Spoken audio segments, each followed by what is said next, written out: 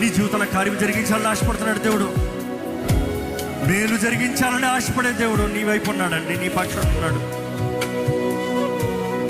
ఇదిగో, ఎవరు లేరు, ఎవరు అర్థం చేసుకోలేదు, ఎవరు కాదు, ఇవన్నీ విడిచిపెట్టు.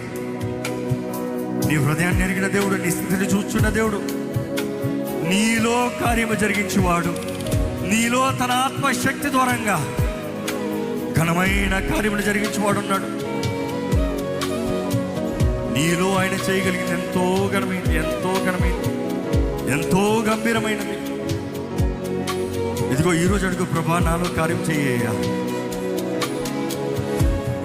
అడుగు, నీ ఆత్మశ్వాస నాకు దయచేయి.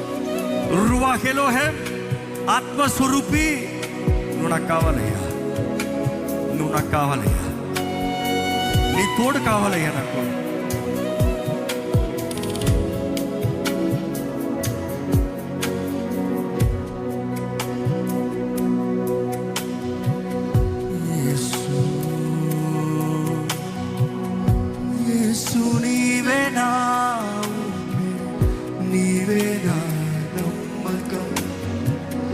అంధకారంలో దారి చూపిన ప్రేమల వెలుగు నీవు.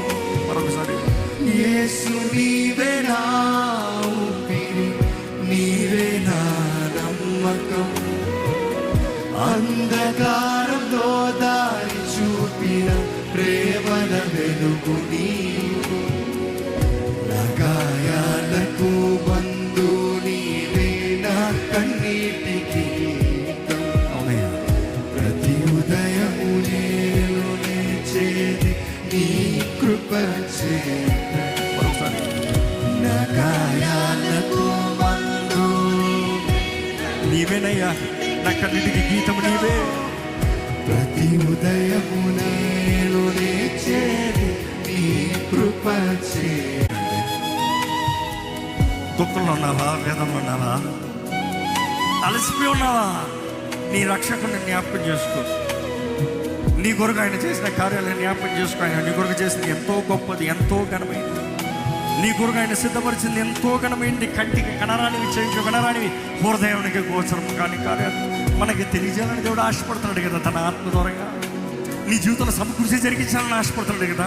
ఆయనను ప్రేమించి వారి జీవితంలో ఆయన మేలు జరుగు నిమిత్తమై సమస్తము సమకూరుస్తాడంట.